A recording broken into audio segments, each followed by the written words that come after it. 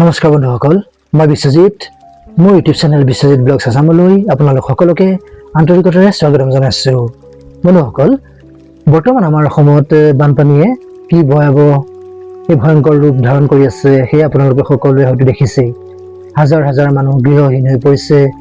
কিন্তু এই দুৰ্যোগৰ সময়ত পানীৰ এই ঢলতকৈও এই পানীৰ ভয়াৱহতাতকৈও আৰু ভয়ংকৰ বস্তু আমাৰ মাজত বিয়পি পৰে। সেয়া হৈছে উৰা বাতৰি বা ভুৱা খবৰবিলাক, ফেক নিউজ। ফেচবুক হওক বা হোৱাটছআপ বা ইউটিউবত কিছুমান এনেকুৱা খবৰ বিয়পি পৰে যি এই বানাক্ৰান্ত ৰাইজৰ মাজত হাহাকাৰ পৰিৱেশৰ সৃষ্টি কৰি দিয়ে। আৰু আমি আজিৰ এই ভিডিঅ'টোত আলোচনা কৰিম যে এনেকুৱা দুৰ্যোগৰ সময়ত আমি এই উৰা বাতৰিবোৰৰ পৰা কেনেকৈ সাৱধান হৈ থাকিব পাৰোঁ আমি। গতিকে ভিডিঅ'টো গুৰুত্বপূৰ্ণ হ'বলৈ গৈ আছে, শেষলৈকে নিশ্চয় চাব। বন্ধুসকল, এই বানপানীৰ সময়ত সাধাৰণতে কেনেধৰণৰ উৰা বাতৰি ওলায় বাৰু? আপোনালোকে হয়তো দেখিছে যে আমুক মথাউৰি ভাঙি গ'ল, আমুক হৈ গ'ল, আমুকত বানপানী হৈছে, আমুক বান্ধ মেলি দিলে, আমুক খো খাই গ'ল, এতিয়া গোটেই জিলাখন বুৰি যাব, বা আমুক ঠাইত সাহায্য বিতৰণ কৰা হৈছে কিন্তু তাত একো নাই। বহু সময়ত কিছুমান ঠাইত ভিউজ পাবলৈ বা বুটলিবলৈ, লাইক পাবলৈ কিছুমান অসাধু লোকে এনেকুৱা ধৰণৰ মানসিকতা থাকে কিছুমান লোকৰ। এইবিলাক পুৰণি বানপানী বা আন দেশৰ বানপানীৰ কিছুমান দৃশ্য তুলি আনি ভয়ংকৰ ভিডিঅ' এডিট কৰিও দেখাব পাৰে, অসমে চলাই দিয়ে অসমৰ বুলি। ইয়াৰ ফলত কি হয় জানেনে? যিবোৰ অঞ্চল সুৰক্ষিত তাত থকা মানুহখিনি এনেই আতংকিত হৈ পৰে।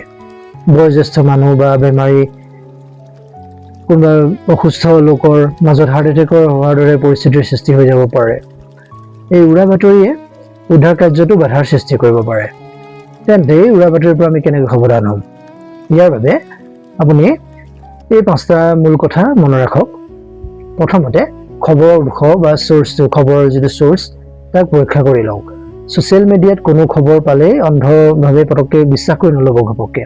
খবৰটো কোনো প্ৰতিষ্ঠিত নিউজ চেনেল বা চৰকাৰী জাননী বা জিলা প্ৰশাসন অফিচিয়েল পেজত প্ৰকাশ পাইছে নাই সেই খবৰটোৰ লগতে সেইটো চাই ল'ব।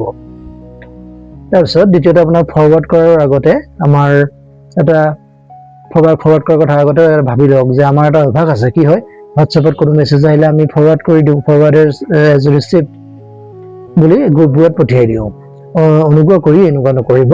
আপোনাৰ এটা ফৰৱাৰ্ডে কাৰোবাৰ ঘৰত হাহাকাৰ লগাই দিব পাৰে। সত্যতা নজনালৈকে একো পটককৈ শ্বেয়াৰ কৰি নিদিব।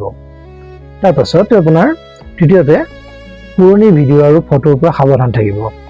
মানে বহু সময়ত কি হয়, আপোনাৰ 3-4 বছৰ পুৰণি বা আগতে পোৱা কিছুমান ভিডিঅ' থাকে যিবোৰ আপোনাৰ বানপানী বা মাথাউৰি ভঙা ভিডিঅ' নতুন বুলি ভাইৰেল কৰি দিয়ে কিছুমানে। এনেকুৱা মানুহ থাকে। এই ভিডিঅ'টোৰ তলত মানুহৰ কমেণ্টবিলাক পঢ়িব, তাত বহুতে আচল সত্য কথাটো লিখি দিয়ে। তাৰপিছত চতুৰ্থ কথাটো হ'ল, চৰকাৰী হেল্পলাইন বা বুলেটিন সদায় ফ'ল' কৰিব।